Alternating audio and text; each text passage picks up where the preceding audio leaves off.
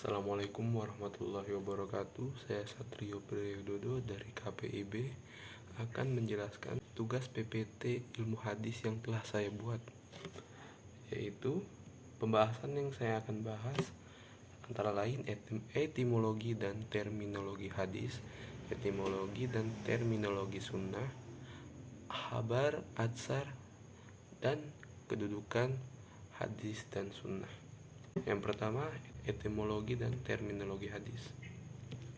Secara etimologi, kata hadis merupakan isim masdar yang berarti komunikasi, cerita, percakapan, baik dalam konteks agama maupun duniawi, atau dalam konteks sejarah atau peristiwa dan kejadian aktual. Secara terminologi, ahli hadis dan ahli usul dan ulama fikih berbeda pendapat dalam memberikan pengertian hadis. Salah satu dari definisi hadisnya yang saya ambil ialah segala perkataan Nabi Shallallahu Alaihi Wasallam, perbuatan dan ihwalnya. Yang termasuk hal ihwal ialah segala pemberitaan tentang Nabi Shallallahu Alaihi Wasallam seperti yang berkaitan dengan himmah atau kemauan, karakteristik, sejarah kelahiran dan kebiasaan-kebiasaannya. Pembahasan selanjutnya ialah terminologi dan etimologi sunnah. Secara etimologi, sunnah berarti jalan lurus dan berkesinambungan, yang baik maupun buruk. Para ulama memberikan pengertian antara lain jalan dan kebiasaan yang baik atau yang jelek, ataupun disebut juga jalan yang ditempuh baik yang terpuji ataupun tercela. Secara terminologi, segala sunnah ialah segala sesuatu yang dikaitkan dengan Nabi Shallallahu Alaihi Wasallam, baik berbentuk perkataan, perbuatan, takrir, bentuk fisik, moral maupun perjalanan hidup, baik dilakukan sebelum diangkat menjadi nabi atau seperti bertahabus di Gua Hiro maupun sesudah menjadi rasul. Pembahasan selanjutnya ialah khabar. Khabar menurut bahasa atau secara etimologi berarti al-naba, yaitu berita.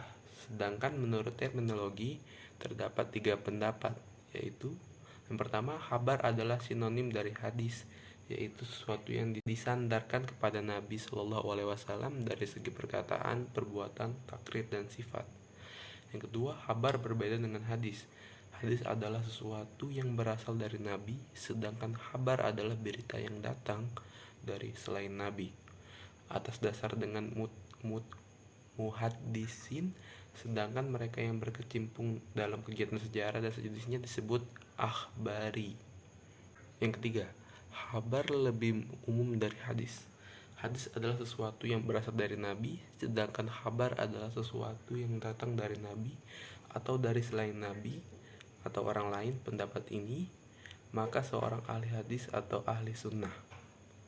Sedangkan menurut tinjauan istilah sebagaimana dikemukakan oleh Ibnu Hajar al-Asqalani, khabar adalah hadis-hadis yang termasuk ma'ruf, marfu, mauquf dan maqtu. Pembahasan selanjutnya ialah atsar. Atsar secara etimologi atau secara bahasa berarti baqiyat al-sya', balqiyat al-sya'i, yaitu sisa satu peninggalan sesuatu. Sedangkan pengertian secara terminologinya ada 2 pendapat. Yang pertama, atsar adalah sinonim dari hadis, yaitu segala sesuatu perbuatan yang berasal dari Nabi Shallallahu Alaihi Wasallam. Dan yang kedua, atsar adalah sesuatu yang disandarkan kepada sahabat dan tabi'in yang terdiri atas perkataan dan perbuatan. Dan selanjutnya pembahasan terakhir ialah kedudukan hadis dan sunnah. Pada masa Rasulullah tidak ada sumber hukum selain Alkitab atau Al-Quran dan Al-Sunnah.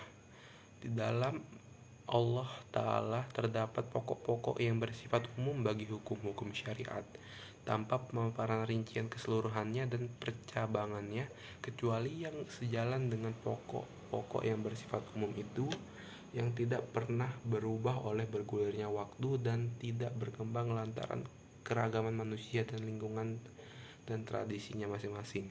Ibnu Al-Qayyim Al-Jauziyah mengatakan, sunnah merupakan tambahan dari apa yang belum dijelaskan Al-Quran, pensyariatan dari Nabi SAW yang harus ditaati dan tidak dihalalkan